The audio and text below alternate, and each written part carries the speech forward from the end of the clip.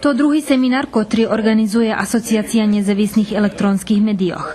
Prepodavače boli predstavniki najvažnejših kompetentnih institucijoh, državni sekretar u Ministerstve informovanja Saša Mirković, pomocnik direktora u regulatornim celu za elektronski mediji Rajka Galin-Čertić, jak i medijski i pravni eksperti.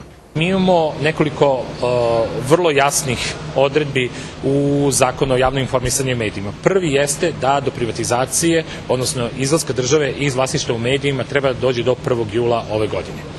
Druga stvar je da u višenacionalnim sredinama, znači, postoji obaveza onih medija koji treba da se privatizuju, da budući vlasnik mora da zadrži uređivačku koncepciju koja je postojala godinu dana pre usvajanja zakona. Ministarstvo je svoj deo posla kroz donošenje medijskih zakona uradilo, s tim što treba napomenuti da su oni nedavno, krajem prošle godine, uputili pravilnik o načinu na koji će se u buduće deliti ta neka dosadašnja pomoć medijima od strane lokalnih samouprava.